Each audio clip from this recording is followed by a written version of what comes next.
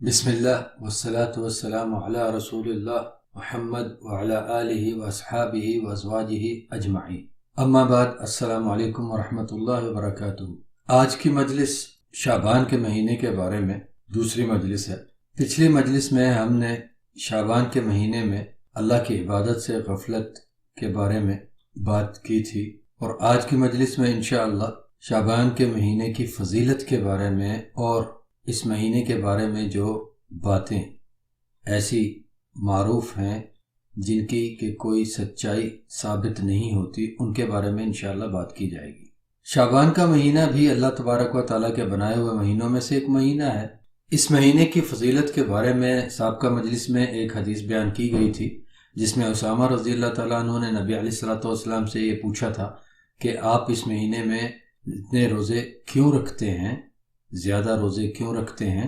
تو نبی علیہ الصلوۃ والسلام نے اس کا سبب بیان فرمایا تھا۔ تو اس مہینے میں زیادہ سے زیادہ روزے رکھنے کی فضیلت بیان کی گئی۔ ایک حدیث وہی جو اسامہ بن زید والی ہے، اور ایک یہ ام المومنین ایمان والوں کی والدہ محترمہ عائشہ رضی اللہ تعالیٰ عنہ کا فرمان ہے کہ انہوں نے فرمایا کہ لم یکن النبی صلی اللہ علیہ وسلم یصوم شہرا اکثر من شعبان، نبی صلی اللہ علیہ وسلم کسی بھی اور مہینے سے زیادہ شعبان میں روزے رکھا کرتے تھے، نفلی روزے یعنی۔ وَكَانَ يَقُولُ خُذُوا مِنَ الْعَمْلِ مَا تُطِيقُونَ، اور ارشاد فرمایا کرتے تھے کہ اتنا عمل کرو جتنے کی طاقت رکھتے ہو، یعنی جتنا ہمیشہ کرنے کی طاقت رکھتے ہو۔ فَإِنَّ اللَّهَ لَا يَمَلُّ حَتَّى تَمَلُّ، کیونکہ اللہ تعالیٰ تو تمہارے کاموں سے اس وقت تک بیزار نہیں ہوتا جب تک کہ تم خود بیزار نہیں ہو جاتے، یعنی تم لوگ خود وہ کام کرنے سے بیزار نہیں ہو جاتے۔ وَأَحَبُّ الصَّلَاةَ إِلَى النَّبِيِّ صلی اللہ علیہ وسلم مَا دُوِّمَ عَلَيْهِ وَإِن قَلَّتْ وَكَانَ إِذَا صَلَّى صَلَاةً دَاوَمَ عَلَيْهَا، اور یہ کہ نبی صلی اللہ علیہ وسلم کو سب سے زیادہ محبوب وہ نماز تھی جسے ہمیشہ باقاعدگی کے ساتھ ادا کیا جائے، خواہ وہ تعداد میں تھوڑی ہی ہو، اور جو نماز وہ پڑھتے تھے اس پر ہمیشگی سے قائم رہتے۔ ام المومنین عائشہ رضی اللہ تعالیٰ عنہ کا یہ فرمان صحیح بخاری کتاب الصیام کے باب نمبر 51 میں ہے۔ اس فضیلت کے علاوہ، یعنی شعبان کے مہینے میں زیادہ سے زیادہ نفلی روزے رکھنے کی فضیلت کے علاوہ شعبان کے مہینے کی ایک اور فضیلت بھی ملتی ہے، جس کا ذکر انشاءاللہ ابھی میں کرتا ہوں۔ اس دوسری فضیلت والی حدیث میں شعبان کی درمیانی رات کے بارے میں ایک خبر بیان کی گئی ہے، مگر اس میں وہ کچھ یقیناً نہیں ہے جو لوگوں نے بنا لیا ہے، جس پر لوگ عمل کیے جا رہے ہیں۔ بھیڑ چال چونکہ ہماری عادت ہو چکی ہے، لہذا یہ دیکھنے کی زحمت کیوں کی جائے کہ ریوڑ کہاں جا رہا ہے، آیا کہاں سے، کس راستے پہ چل رہا ہے، جا کہاں رہا ہے، بس گردن ڈالے چلے جا رہے ہیں کہ جہاں باقی جائیں گے ہم بھی وہیں جائیں گے۔ اور پھر اس عادت کو پختہ کرنے میں شیطان کی محنت بھی کافی شامل ہے، جو ہمیں اس خوش فہمی میں رکھتا ہے کہ اتنے بڑے بڑے علماء بھلا کیسے غلط کہہ سکتے ہیں، یہ اتنے لوگ جو کچھ کہہ رہے ہیں اور کر رہے ہیں یہ سب غلط ہونا تو بہت ہی مشکل ہے، وغیرہ وغیرہ۔ اللہ کے نبیوں اور رسولوں کا، اللہ کے دین کا اور اس کے دین کے سچے پیروکاروں کا ازلی دشمن ابلیس، شیطان، اسی طرح بے شمار وسوسے ڈال کر ان کے ذریعے ہمیں حق سے دور رکھتا ہے، اور یہ بھلائے رکھتا ہے کہ غلطی سے محفوظ اور معصوم صرف نبی اور رسول علیہ السلام ہوتے تھے۔ نبیوں اور رسولوں کے علاوہ کوئی معصوم نہ تھا نہ ہو سکتا ہے، اور ہر قسم کی کمی اور نقص سے پاک صرف اللہ تبارک و تعالیٰ کی ذات مبارک ہے۔ خوب اچھی طرح سے سمجھنے کی بات ہے میرے محترم بھائی اور بہنوں کہ اکثریت کسی بھی معاملے کی درستگی یا نادرستگی کی کسوٹی نہیں، خاص طور پر دینی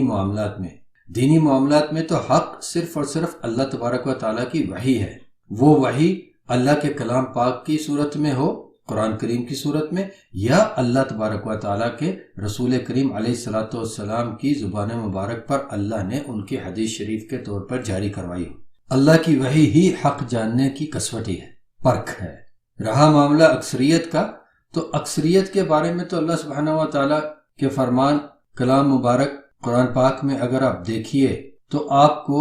یہی ملتا ہے کہ اللہ تعالیٰ نے ہمیں بتایا ہے اکثریت کے بارے میں، اکثرہم لا یعلمون، اکثریت علم نہیں رکھتی، اکثرہم یجہلون، اکثریت جاہل ہے، اکثرهم لا یؤمنون، اکثریت ایمان والی نہیں ہے، وما یتبع اکثرهم الا الظن، اور اکثریت تو گمان کے پیچھے چلتی ہے، اکثرهم لفاسقین، اکثریت تو فاسقوں کی ہے، اکثرهم لا یشکرون، اکثریت تو شکر کرنے والی نہیں ہے۔ اور واقعتاً ہم دیکھتے ہیں کہ ہماری اکثریت گمان بازی کے پیچھے ہی چل رہی ہے۔ سے اللہ سبحانہ وتعالیٰ کا یہ فرمان پورا سن لیجئے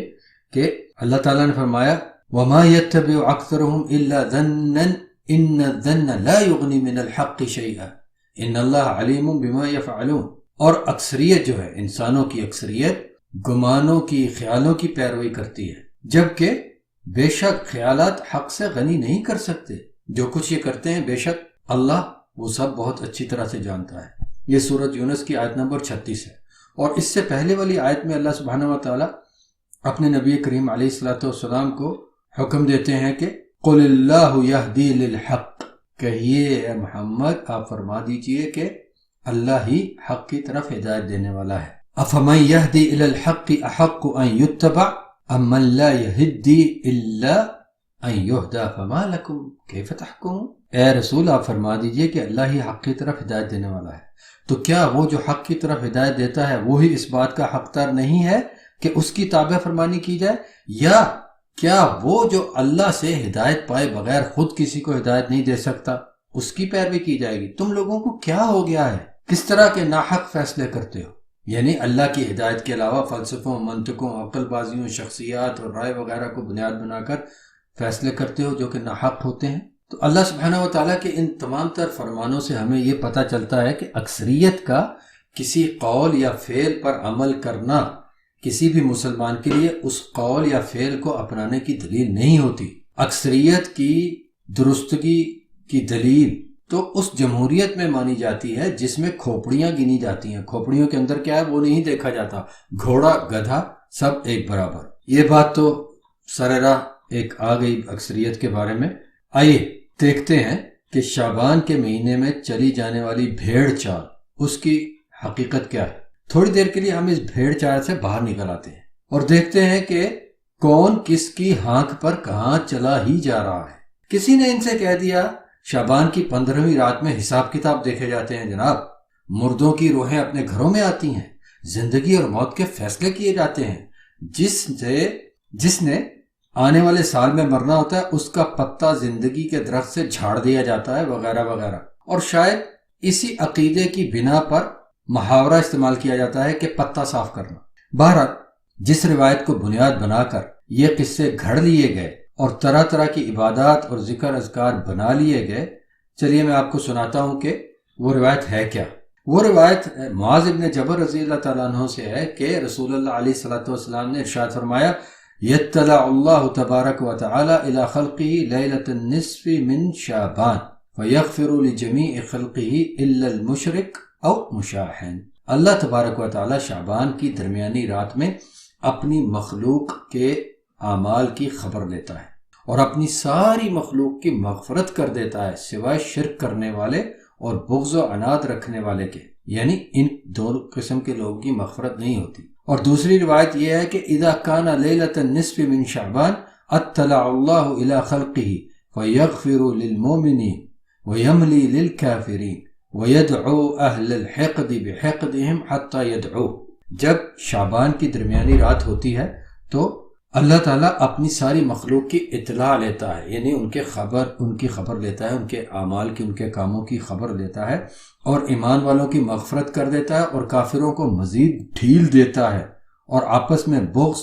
کینہ، عناد وغیرہ رکھنے والے مسلمانوں کو مہلت دیتا ہے کہ وہ اپنا غصہ چھوڑ دیں۔ یہ دونوں احادیث صحیح الجامع صغیر میں ہے۔ پہلے والی حدیث نمبر 1819 اور دوسری والی حدیث نمبر 771۔ ان دونوں احادیث کو سن کر پڑھ کر ہر اچھی عقل والا جان جاتا ہے کہ ان میں کوئی ایسی خبر نہیں جس کو بنیاد بنا کر ہم وہ کچھ کریں جو کرتے ہیں، بلکہ ان میں سے ہمیں یہ سبق ملتا ہے کہ شعبان کی درمیانی رات میں اللہ سبحانہ و تعالیٰ جب اپنے ساری مخلوق، اپنے بندوں کے کاموں کی اطلاع لیتا ہے تو سب کی مغفرت فرما دیتا ہے سوائے دو قسم کے لوگوں کے، اور وہ دو کون ہیں؟ مشرک، شرک کرنے والا اور اپنے دل میں بغض اور کینہ اور عناد رکھنے والا۔ ہمیں یہ سوچنا چاہیے ان حدیث شریف کی روشنی میں کہ کہیں ہم ان دونوں میں سے کسی قسم کے لوگوں میں تو نہیں، شرک کرنے والوں میں تو نہیں، بغض اور عناد اور کینہ رکھنے والوں میں سے تو نہیں، لیکن ہم ایسا نہیں سوچتے، لیکن کیونکہ ہم تو بھیڑ چال میں ایک بھیڑ ہیں، اس چال میں چلتے جاتے ہیں، اور جب اس چال میں چلتے چلتے ہم ادھر ادھر دیکھتے ہیں تو دکھائی دیتا ہے کہ کچھ تو دیے جلا رہے ہیں، اور ہم بھی اس چال میں دیے جلانا شروع کر دیتے ہیں۔ کچھ نے تو ہندوؤں کی اس دیے جلانے والی چال کو مسلم چال میں ڈھالنے کے لیے، اسلامی چال میں ڈھالنے کے لیے شب برات بنا لی، کچھ حساب کتاب کی بات بنائی گئی، کچھ نماز، ذکر اذکار وغیرہ شامل کر لیے گئے، جبکہ ان سب چیزوں باتوں کے لیے ہمارے پاس اللہ تعالیٰ اور اللہ کے آخری نبی اور رسول کریم محمد علیہ السلام کی طرف سے کوئی بھی ثابت شدہ دلیل نہیں ملتی۔ مگر کیا کریں؟ ذوق اور عادت میں شامل ہو چکا ہے کہ اللہ اور رسول علیہ السلام کی بات کو ناکافی سمجھا جائے، ان کی تعلیمات کی خلاف ورزی کی جائے، لیکن جن کی پیروی کی جاتی ہے، ہمارے حضرات بزرگ، پیر و مرشد، علماء کرام، ان کی بات کو ہر صورت مانا ہی جائے اور اسے ہی درست ثابت کرنے کے لیے قرآن اور سنت کی کوئی بھی تعویل کر دی جائے۔ کچھ شاعرانہ پیرائے میں یوں کہہ دیتا ہوں کہ خود کو بدلتے نہیں، قرآن کو بدل دیتے ہیں، استاد کے نہیں رسول کے فرمان کو بدل دیتے ہیں۔ میرے محترم سامعین، سنت مبارکہ اور صحابہ رضی اللہ عنہم اجمعین کی جماعت کی خلاف ورزی بھی کی جائے اور ان کی اتباع کا دعویٰ بھی کیا جائے اور ان سے نسبت بھی برقرار رکھی جائے کہ خود کو کہا جائے ہم اہل سنت والجماعت ہیں۔ ہندوؤں کی طرح گھروں کو روحوں کے استقبال کے لیے دھویا جائے، چراغاں کے نام پر یہودیوں اور مجوسیوں کی طرح آگ سے سجایا جائے، عیسائیوں کی طرح پٹاخے چلائے جائیں، بجائے جائیں، آتش بازی کی جائے، رات بھر جاگ کر خود ساختہ عبادتیں اور ذکر اذکار کیے جائیں، پھر بھی ہم ہی درست ہیں، ہمارا دعویٰ سچا ہے، ہماری نسبت ٹھیک ہے کہ ہم اہل سنت والجماعت ہیں۔ اور جو ان کاموں سے روکے اور قرآن کریم اور صحیح ثابت شدہ سنت کی دعوت دے وہ گستاخ اور وہ فرقہ واریت پھیلانے والا۔ سبحان اللہ و الیہ نشتکی۔ کبھی کسی نے یہ سوچا ہے یہ دیے جلاتے ہوئے کہ آگ کو بلا ضرورت استعمال کرنا یا جلائے رکھنا آگ پرست ایرانی مجوسیوں کا باطل مذہب تھا کہ وہ ہر وقت گھروں میں آگ جلائے رکھتے تھے اور اپنے خوشی یا غم کے اظہار کے لیے الگ الگ بڑی اور چھوٹی آگ جلاتے تھے۔ یہودی بھی اپنے مذہبی بلاوے کے لیے آگ جلاتے تھے۔ اسی لیے جب رسول اللہ علیہ السلام نے اپنے صحابہ رضی اللہ عنہم اجمعین کے ساتھ نماز کے بلاوے کے لیے مشورہ فرمایا تو آگ جلا کر لوگوں کو، مسلمانوں کو نماز کی طرف بلانے کی سوچ کو یہودیوں کی عادت ہونے کی وجہ سے ترک فرما دیا، نہیں اپنایا، رد کر دیا، اور ناقوس استعمال کرنے کی سوچ کو عیسائیوں کی عادت ہونے کی وجہ سے ترک کر دیا۔ ناقوس کہا جاتا ہے اس چیز کو، جانور کا بڑا سینگ اس کو کھوکھلا کر لیا جائے تو اور جس میں پھونک مار کر آواز نکالی جاتی ہے اونچی زوردار، اسے ناقوس کہا جاتا ہے۔ وہ جانور کے سینگ کا ہو یا کسی دھات سے بنایا جائے، مٹی سے بنایا جائے، سینگ کی شکل میں اندر سے کھوکھلا، جب اس میں پھونک ماری جائے تو بہت اونچی زوردار آواز نکلے، اس آلے کو ناقوس کہا جاتا ہے۔ تو ناقوس کو استعمال کرنے کے مشورے کو، سوچ کو بھی نبی علیہ السلام نے عیسائیوں کی عادت ہونے کی وجہ سے رد فرما دیا۔ تو اس وقت ہمارے دوسرے بلا فصل خلیفہ امیر المومنین عمر الفاروق رضی اللہ عنہ وارضاہ نے اذان دینے کا مشورہ دیا، اور ان کے اس مشورہ کو رسول اللہ علیہ السلام نے قبول فرما کر بلال رضی اللہ تعالی عنہ کو حکم دیا کہ اذان کہیں، اور اذان کے فقرے 2 دفعہ کہیں اور اقامت کے 1 دفعہ۔ یہ پورا واقعہ آپ صحیح بخاری کی کتاب الاذان میں سے پہلے باب کی احادیث میں دیکھ سکتے ہیں، اور صحیح مسلم میں کتاب الصلاۃ کے پہلے باب کی حدیث میں دیکھ سکتے ہیں۔ اس سے ہمیں یہ بھی پتہ چلا کہ اذان اور اقامت میں یہ فرق کہ اذان کے فقرے 2 دفعہ کہے جائیں اور اقامت کے فقرے 1 دفعہ کہے جائیں، یہ فرق بھی نبی علیہ السلام کی تعلیمات سے ثابت ہے۔ یہ عادت تو ہندوؤں میں بھی ہے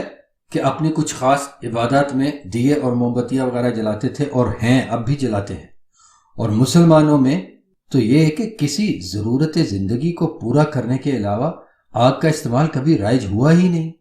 لیکن ہمارے ہاں کے ہندو زدہ معاشرے میں اس رات میں یعنی شعبان کی درمیانی رات میں 15ویں رات میں عبادت کے طور پر ثواب اور اجر کی نیت سے آگ جلائی جاتی ہے، انا للہ و انا الیہ راجعون، اور ان کی عادت سے متاثر ہو کر، ان کے دیے جلانے کی عبادت سے متاثر ہو کر اپنے لیے یہ عبادت گھڑ لی گئی اور اس کو شب برات کے نام سے جوڑ دیا گیا، قصے کہانیاں بنا کر جن کی کوئی دلیل نہیں ملتی۔ شعبان کی فضیلت میں یہی 2 باتیں ہیں جو آپ کو سنائی گئیں کہ شعبان میں زیادہ سے زیادہ روزے رکھے جائیں، اور شعبان کی 15ویں رات کو اللہ تبارک و تعالیٰ اپنی ساری مخلوق کے کاموں کی اطلاع لیتا ہے، اور سب کی، مسلمانوں کی، مومنین کی، سب ایمان والوں کی، وہ نام نہاد مومنین نہیں جو خود کو مومنین کہتے ہیں لیکن کام اور عقیدہ ان کا مومنوں والا شاید ہی کوئی ہے۔ تو جو واقعتاً سچے مومنین ہیں، اللہ تبارک و تعالیٰ ان سب کی مغفرت فرما دیتا ہے، سوائے ان میں سے 2 قسم کے لوگوں کی، جو شرک کا شکار ہیں اور جو دلوں میں دوسروں کے لیے بغض اور حسد اور کینہ وغیرہ رکھتے ہیں۔ تو سوچنے اور سمجھنے کی بات یہ ہے کہ کہیں ہم ان لوگوں میں سے نہ ہوں، نہ کہ یہ کہ ہم طرح طرح کی خود ساختہ جھوٹی غیر ثابت شدہ عبادات اور طرح طرح کے ایسے کام کرتے رہیں جنہیں ہم عبادت اور نیکی سمجھ کے کرتے ہیں، لیکن در حقیقت وہ اللہ سبحانہ و تعالیٰ اور اس کے آخری نبی اور رسول کریم محمد علیہ الصلاۃ والسلام کی نافرمانی ہوتے ہیں۔ شعبان کی فضیلت میں ان 2 صحیح باتوں کے علاوہ کچھ کمزور روایات ملتی ہیں جن کی کمزوری جانے بغیر یا کچھ لوگ معاذ اللہ جان بوجھ کر بھی ان کو اپنائے ہوئے ہیں، ان کے مطابق عقیدے اور عبادتیں بنائے ہوئے ہیں اور ان پر خود بھی عمل کرتے ہیں اور دوسروں کو بھی ان پر عمل کروانے کی طرف مائل کرتے رہتے ہیں۔ ان تمام روایات کو انشاءاللہ تعالی ایک الگ بیان میں ذکر کروں گا، اور مطالعے کے لیے وہ تیار ہیں، میرے بلاگ پر مضمون میں ان کی پوری تفصیل کے ساتھ تخریج وغیرہ اور ان کے احکام کے ساتھ مضمون موجود ہے۔ مطالعہ کرنے والے شائقین یا تفصیل جاننے والے میرے بھائی اور بہن اس مضمون کا مطالعہ فرما لیجئے، انشاءاللہ اس کا ربط بھی میں آپ کو مہیا کر دوں گا۔ اللہ تبارک و تعالی ہم سب کو صرف اور صرف وہ کچھ ماننے، اپنانے اور کرنے کی توفیق عطا فرمائے جو کچھ کے اس کے آخری نبی اور رسول کریم محمد صلی اللہ علیہ وعلی آلہ وسلم کے احکامات، تعلیمات اور حدود کے اندر رہ کر کیا جاتا ہے، اور اللہ تبارک و تعالی اسی پر ہمارا خاتمہ فرمائے۔ والسلام علیکم ورحمۃ اللہ وبرکاتہ۔